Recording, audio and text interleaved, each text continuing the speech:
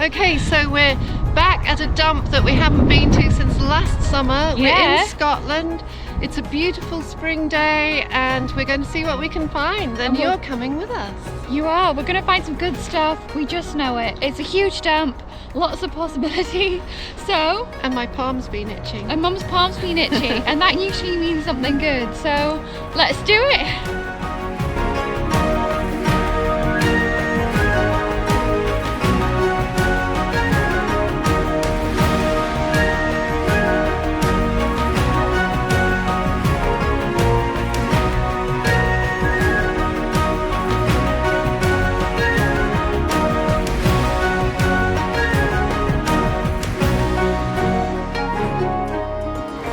My first find is this, and unfortunately there's a chip in the lip. It's a beautiful stoneware ink bottle. It's so sad it's got that tiny little chip, but if I'm going to be picky, I think I will leave that one behind, unfortunately, and hope there's more. So already I can see treasures at my feet. Nice panel bottle, but it's plain. There's a broken cream pot there. What else can we find? Lots of bottles. But I'm guessing these are all plain. What's this one over here? Oh, it's smashed. Whitaker and Grossmith. I'm sure Grossmiths did perfume. I think they still do. What's this? They're quite nice, but we promised ourselves on the way here that we weren't going to come home with millions of bottles. So let's see what else we can find. There's a vulcanite stopper here. J. Hendry.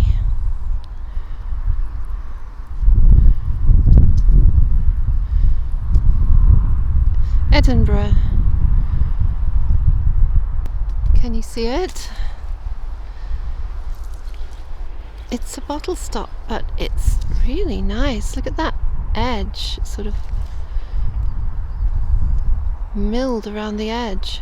A bit like a cog. It's quite a big stopper, that. Oh, I like it. So I think I've just found the biggest ear I've ever seen. Oh my goodness, it is. Look at the size of that bad boy. What? That must have been off like a Toby joke or something. Well, yeah. Could it be a whole little plant pot? Please, please. Oh no. Just that bit out of it. Oh well. Look, look. Beautiful. Ah, beautiful cut glass bottle stop, and I recognise this. I recognise that we found one of these just like it before, actually. Okay, so I've knelt down to film these, but just beside me, an apothecary stopper. How cute's that? A little ground-in apothecary stopper. And first plant pot of the day, look. Oh, lovely. Oh look, can you see what I can see down here? This little blue thing. I think it's a bead. It's a lovely little bead. Another baby blue bead. So Alex has found a few things here. So what have you got, Alex? Well, I've got a wonderful, complete plant pot, little mini plant pot. Oh, I love those. Always welcome. We've got two lovely ground-in stoppers. So we've got an apothecary one, and we've found one of those ones before, haven't we? Yeah, I think so. A square one. And got two hand pipes, look. Oh, fantastic. Yeah, and I got a bead, which is in my bag right now. But I'm very pleased with our find so far. Fantastic, love them. All the things we love. You must know by now how much we like to collect dump found plant pots. So this is what we use them for, our succulent collection and some of our broken doll heads. I think we're coming up onto a hole we were we were here the first time we were here in the summer. Yes, I think I recognise this spot. Wow, okay. Let's see if there's anything we missed the first time. Now the undergrowth has died back. Now I said just this morning, or just the other day, that I was looking for these. So these would have been some kind of toothpaste or some kind of, I don't know, caviar, some kind of paste of some kind. But I'm hoping that one of our pot lids will actually fit this little dish. So I'm going to take some of these dishes without their lids in hope that they fit our lids, our pot lids back at home. So I'll keep that. Got a bit of blank paper. Down here is a bit of school slate. See, it's been sectioned off into squares and lines on that side. Maybe they did maths on this side and writing on this side. So yeah, I'll take that. I know Alex just found one of these, and it's a little ointment or toothpaste pot or something, but I'm going to take it. Oh, over here is another stopper. A little one this time. And there's Alex in the undergrowth.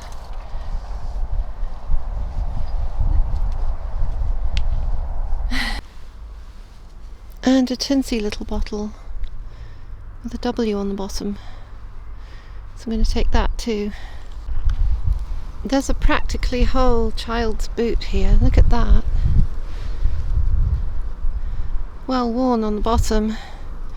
The heel's missing. But look. Isn't that weird? I think it's too far gone to keep. Is this whole? A good one. It is. Somebody missed that. I love ink bottles. Fantastic. So what is this just lying in the grass? Look at that.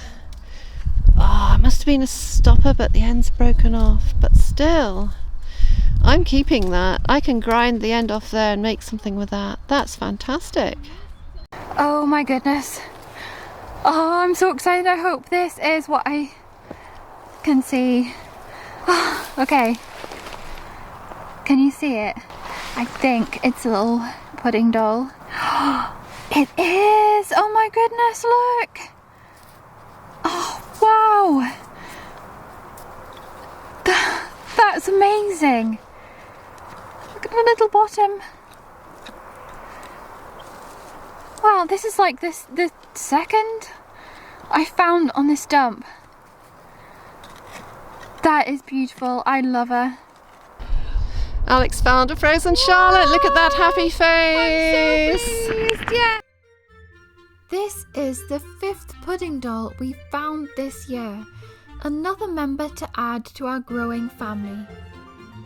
And here they are, the pudding family. So I think I found a bit of old hat. And it's still got like a bit of silk hat band around it. That is weird. Look. It's all squashed, of course. But I've never found a hat before.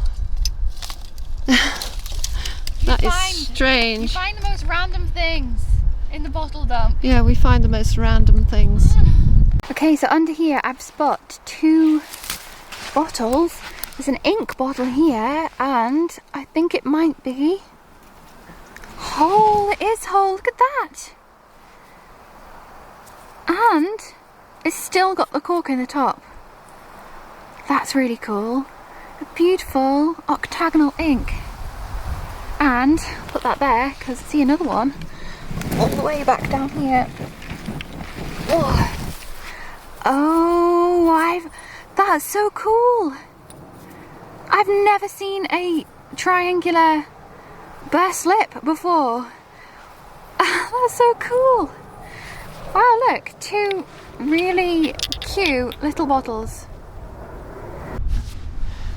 There's a bit of strap here, and I'm pretty sure that's off a horse, a bit of horse harness. And here is a bullet shell. So I might take that and see what it is. And here is a little bottle. It's just plain, but I really like that. So, I might take that. So this is a bit of an odd clay pipe. It's got this sort of ridge all the way around there. Not seen one like that before. Look what the bottle diggers have left for me. It's a policeman. Thank you, bottle diggers. And a little pot that he was standing in. Another pot. Another pot. And a pipe bowl. You can see where the bottle diggers rubbed it to see if there's any pattern on. And there isn't. But yeah. Oh, what's this? Oh no, it's broken. Cool, I love the policeman. So here, just above this digger's hole, we've got two of these really handy pots. Actually, look, they've got something on the bottom. What's that say? Needham's polishing paste. Oh, cool. JP Pickering and Son, Sheffield. Oh, you know what? This actually might have been. It might have been a garnet polishing paste for metal. Well, both of them. I think this one's the same. Oh, that's really cool. Yeah, 'cause there's paste on there. What really cool finds. Embossed on the bottom of these two pots is Needham's polishing paste, J. Pickering and Sons Limited, Sheffield. We were a bit confused as to why there were two different names on these jars, and Mum thought she'd better investigate. John Needham was born in Sheffield in 1773. Son of a cutler, he began making metal polish in 1824 to supply the booming cutlery and silversmithing industries. In the Sheffield and Rotherham Directory of 1841 is John Needham Polishing Paste Maker, 120 Harvest Lane, Sheffield. In the 1841 census, we find John and his wife Ruth, with their 17-year-old niece, Harriet Needham Mason, living with them. As John Needham aged, it was Harriet who increasingly took over the running of the business. When John Needham died in 1846, Harriet posted this announcement in the Sheffield Independent. Needham's Superior Polishing Paste. Harriet Needham Mason, niece and sole executrix of the late John Needham of 120 Harvest Lane. No other person but Harriet Needham Mason has authority to use the late John Needham's name, and the public are cautioned against spurious imitations of Needham's polishing paste. None but that manufactured by Harriet Needham Mason being genuine. Further research revealed that at the time, the only other person advertising Needham's polish was Harriet's own brother, Charles Mason. After his uncle's death, did Charles try and muscle in on the act? In the 1841 census, Charles is recorded as a penknife cutler at Savile Street.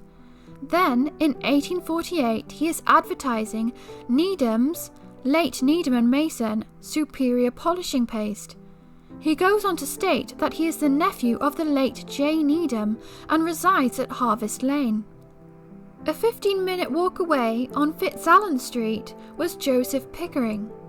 Aged 15 in 1841, he was an apprentice silversmith and would call in at 120 Harvest Lane to pick up orders of Needham's polishing paste. It was here that he got to know Harriet. A romance blossomed, and in 1848 the two married. Joseph gradually took over the running of Harriet's business as she went on to have 7 children. The business went from strength to strength, moving to larger and larger premises. Joseph took his sons into the business, and they employed hundreds of people in their factory. The company remained in the Pickering family until 2005.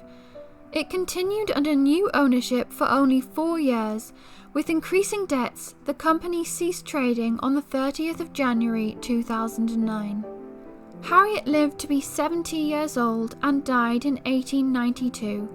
Another strong and capable woman who took charge and ran a successful business in challenging times. Okay, so down here I've spot not one but 2 pipe bowls. Can you see them? Before I reach down to grab them. Oh, I've actually found this vulcanite as well that I have in my hand. But yeah, down here there's 2 pipe bowls.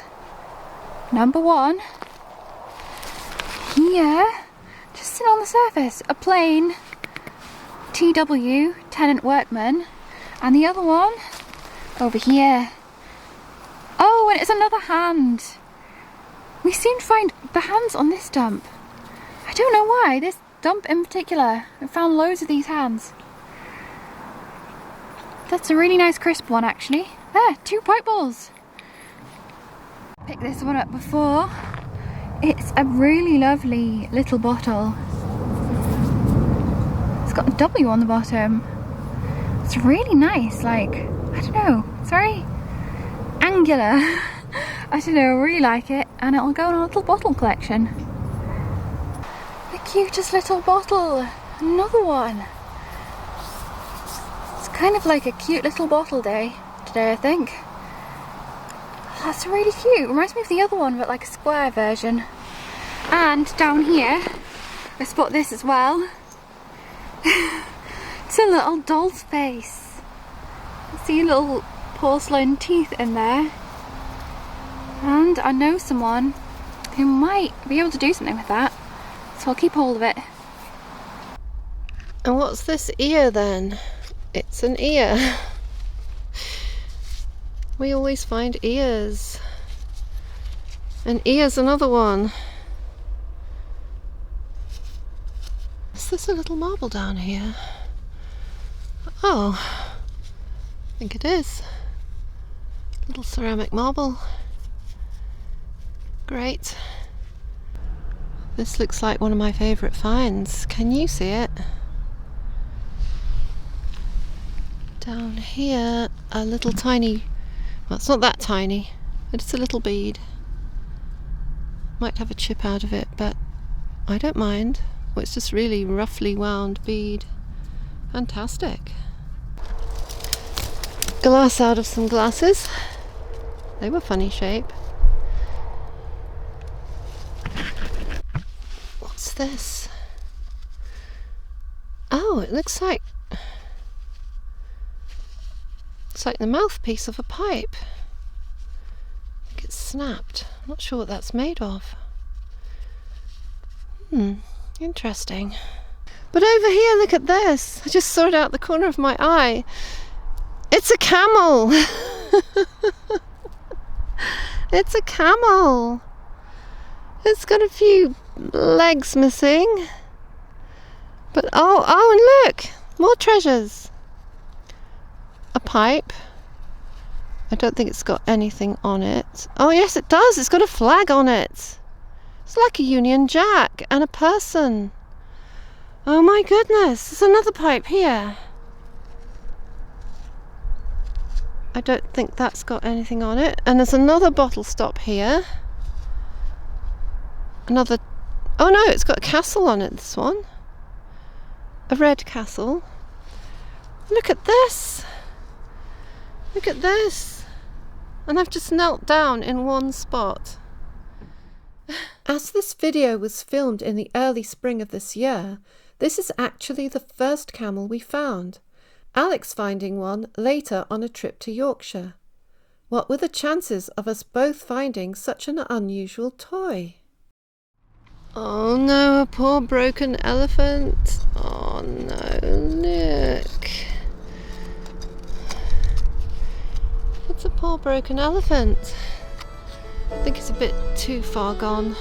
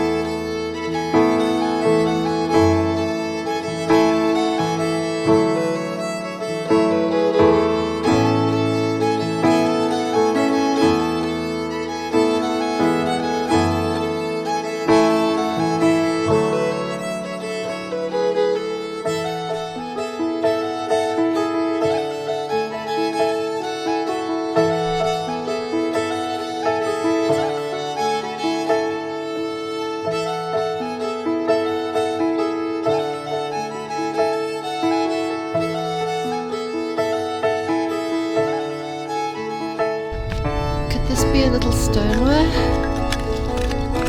sticking out here. Ooh, I can feel resistance.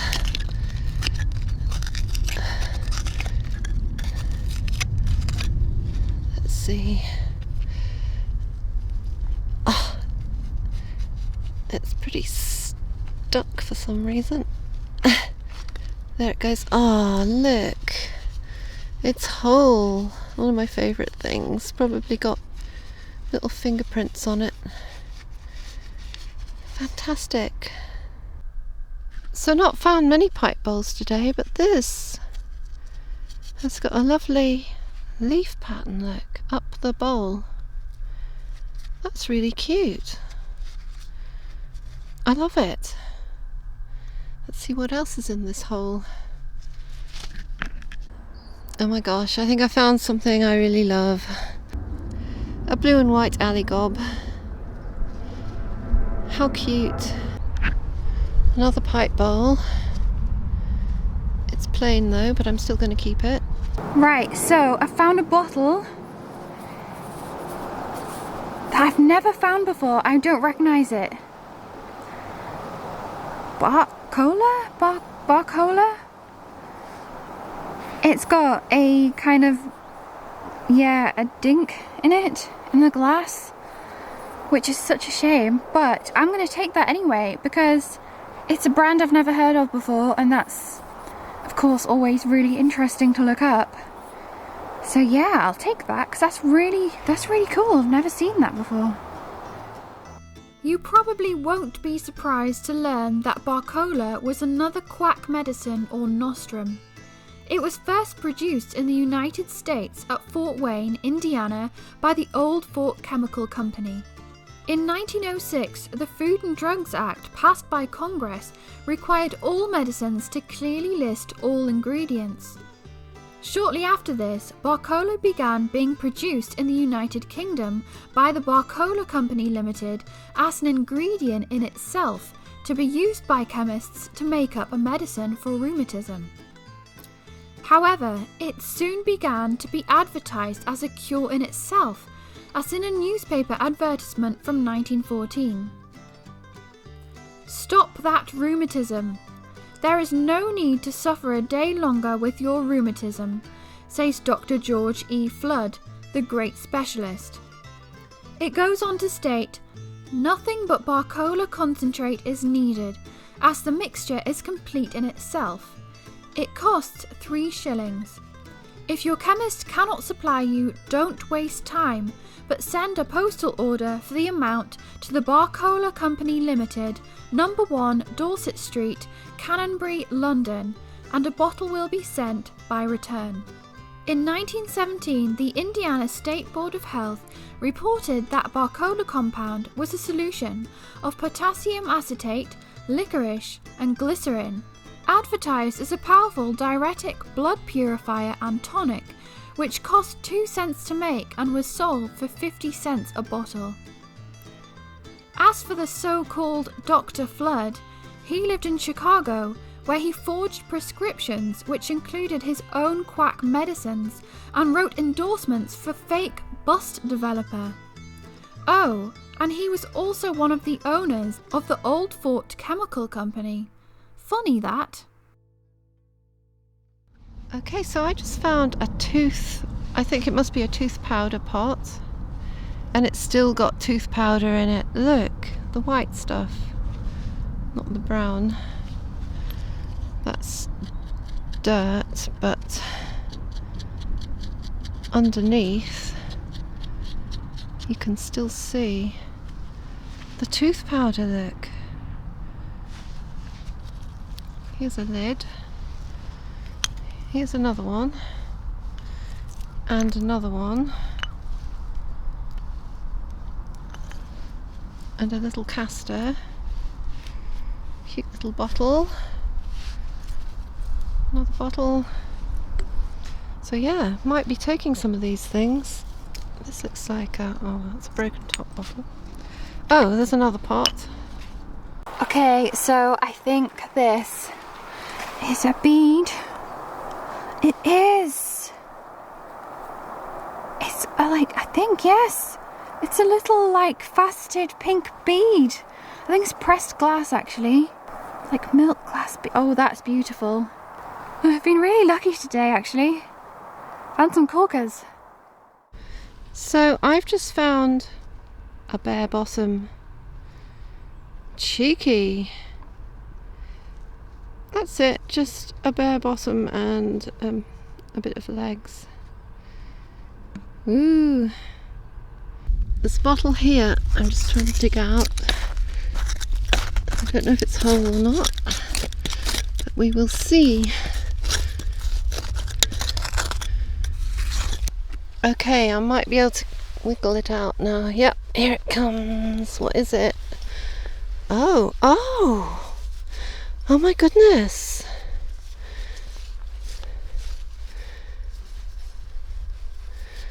What does that say? Levac Brothers, Edinburgh. It hasn't got much of a picture on it. It's got writing. I suppose the label went there. Yeah, but it's a whole bottle. That's pretty cool. William Levac was born in Edinburgh in 1868, and by the time he was 30, he was an aerated water manufacturer. Later, he was joined by his younger brother Ernest, who was 15 years his junior. The business was renamed Levac Brothers, operating out of 13 Adena Place, Edinburgh, and the whole street still stands today just as it was. Sadly, in 1910, we find Ernest in court accused of cruelly ill-treating a horse on the 14th of October by causing it to work while it was lame and suffering great pain. Ernest was convicted and fined 1 guinea, including expenses. Back in the day, businesses, especially those like breweries, relied on horses to deliver their goods around towns and cities, and their premises would have had to have included stables and storage areas for feed. In 1903, a fire broke out at the Levac Brothers stables on Adena Place, destroying a ton of hay and damaging the stable.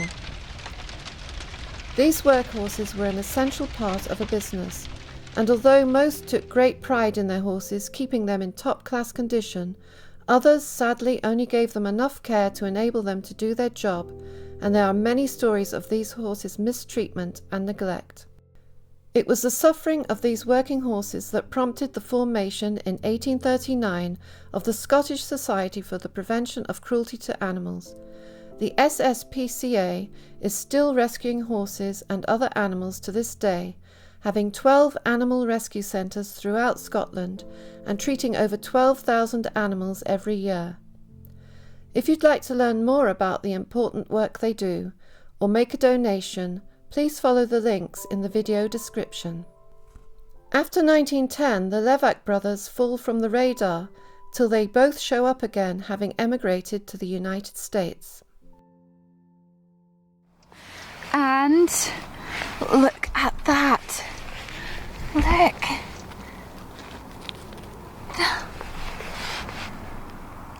What is that? Is it a bead? I don't think it is. It's pressed glass, like ball thing or something. Wow. I don't think it's a bead. It doesn't have a hole in it. It must have had like a bezel around the edge, maybe like a brass bezel, and yeah, maybe it was like a little charm or something rather than a bead. That's so interesting. This teapot lid, it's really quite nice. Look at that. I think it's a teapot lid. It's a lid off something, but it's got a little chip out of it. Oh, that might be there on purpose. I'm not sure. Might keep that. Found yet another pipe bowl with a little hand motif on it. Another. So many of them. And down here, down for a sec, because I found this teapot lid. But there's a little person sitting on top. It's broken, but I've never seen that before. In all the dozens of teapot lids I've seen, I've never seen one with a little person on top. That's so cool. It's got a little face. It's like, yeah, like a big coat on or something. That's really strange.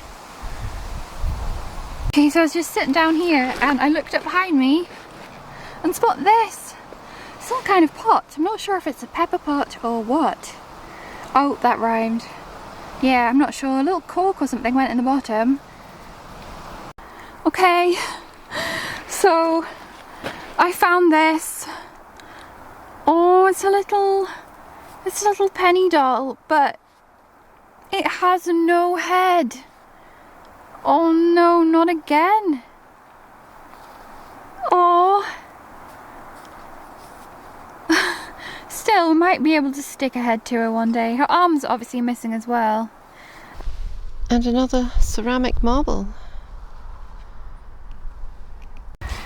Oh, I found a few of these recently. Look, it's a little knuckle bone. Oh, these have got so many names, but yeah, it's like jacks, the most commonly known as game of jacks. There's a little clay marble down here as well. Nice little glazed one actually. It's really shiny. I think you can probably see what this is, but I think it's broken. A tiny little, yeah, it's snapped off at the top. That's a shame. I'm trying to leave, but I keep finding things. Look at this little bottle. Oh, it's like a flame polished lip. Look at that. It's teensy. Oh, I love it.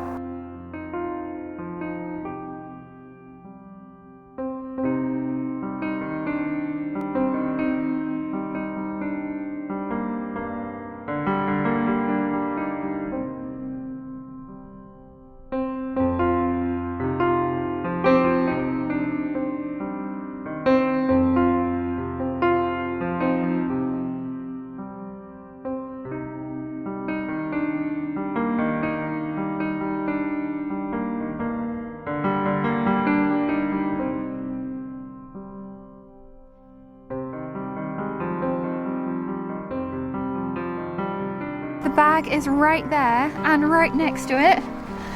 Look, it's a knuckle bone. That's a white one this time. Wow, second knuckle bone of the day. Today we found 3 more of these curious but quite compelling toys known as knucklebones, jacks, and a whole host of other regional names. So far, it seems we've built quite the collection. Found a mouthpiece, a Bakelite mouthpiece for a pipe, a smoking pipe. A bit different to the clay pipe stems we usually find. Here, looks like it's rolled down the bank. And I hope it's whole, it's a little... It is! It's a salt glazed stoneware bottle. It's complete. Oh, that's so cute. Might have been like a little ink bottle or something. Love it. It's a little bottle, a little green bottle. Oh, has something sticking out the top. See that? It's like a cork. Oh, wait a minute. Oh, wow, look. It still has the little dabber inside of it. And that's the cork. Oh my goodness. That is wonderful. I love that. I've not found a little bottle with the dabber still in it like that before. Wow. And it's a beautiful colour. Look at the colour. It's like a real, like, vibrant green. Oh, wonderful. I'm on a roll with pipe balls today as well. Got handfuls of them.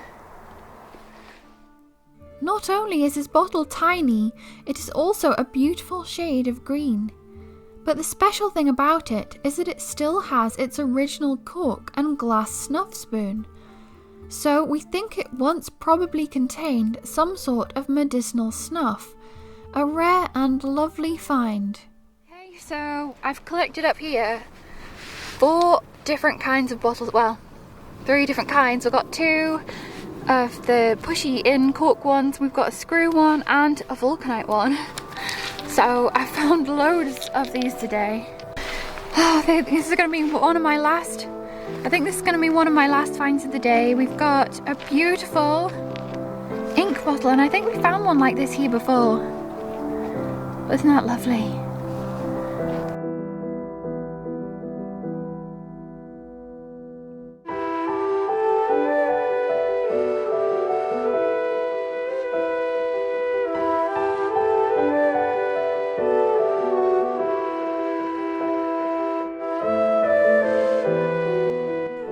Another mudlark bringing us more unique finds and some old favourites, and always with a good helping of history. If you've enjoyed watching, please don't forget to subscribe to our channel and hit the notification bell. It's free to do so and really helps our channel grow. Once again, a huge thank you to all those who watch our videos, leave a comment and donate to our channel in any way. So, until next week's adventures, bye!